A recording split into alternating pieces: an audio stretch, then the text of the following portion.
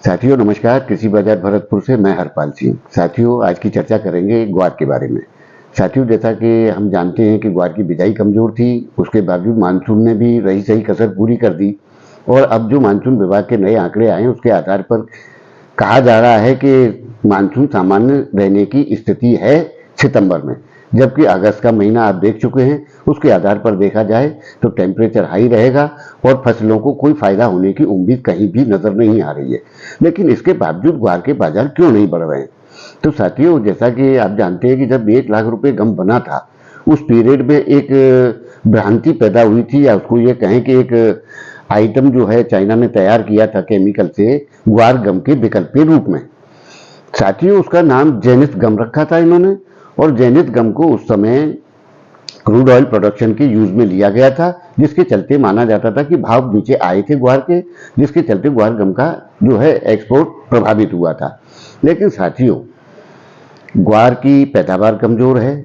ग्वार का अगर कोई विकल्प मिल गया है, क्योंकि हिंदुस्तान ही पूरे विश्व में ग्वार का एक्सपोर्ट करता है, यानी कि ग्वार गम का निर्यात करता है, जिसके चलते जो भी भावांतर हैं या जो मूल्य हैं वो केवल हमारे प्रोडक्शन के ऊपर ही निर्भर रहते हैं, जिसके चलते सुना जाता है कि चाइना ने एक केमिकल तैयार करके और ग्वार गम का विकल्प तैयार कर लिया, जिसके चलते ये तेजियां नहीं आ रही हैं।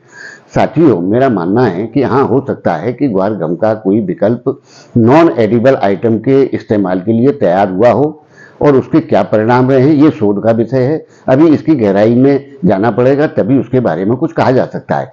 लेकिन साथियों ये कोई ऐसी तेजी अब ग्वार में नहीं आ रही है जिससे कि बहुत बड़ा कोई फर्क पड़ने वाला हो। हाँ, लाखों की तेजियों के जो अंडर कंट्रोल जो तेजियां होती हैं वो होती है, तो उनमें विकल्प काम आते हैं। फिलहाल के दौर में विकल्प की कोई इसमें गुंजाइश नहीं है, जिसके चलते ग्वार में मंदी की धारणा बिल्कुल नहीं रखी जाए, और ग्वार के भाव निश्चित रूप से आएंगे, क्योंकि ये कोई बोल्ड तेजी नहीं है, ये एक नॉर्मल तेजी है और नॉर्मल ही बाजार चले हुए हैं। जितना हम लगातार 20-22 हजार टन का प्रतिमाह हम जो एक्सपोर्ट करते हैं ग्वार गम का, वो हमारा निरंतर आज भी जारी है।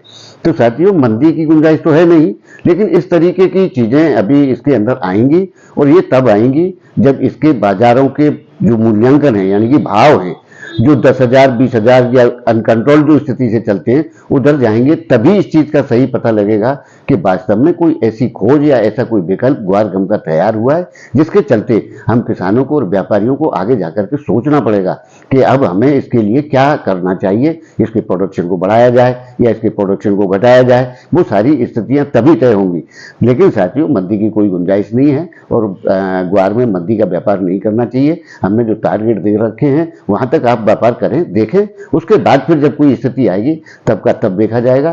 सोमवार को बाजार खुलेंगे, उसके बाद देखा जाएगा कि क्या स्थिति रहती है। मुझे लगता है कि ग्वार में एक अच्छी तेजी की उम्मीद अभी भी बराबर बनी हुई है, और वो निश्चित रूप से हमें जल्द देखने को मिलेगी।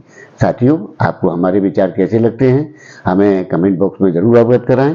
तब तक के लिए कृषि बाजार की ओर से आप सभी का बहुत बहुत आभार, धन्यवाद।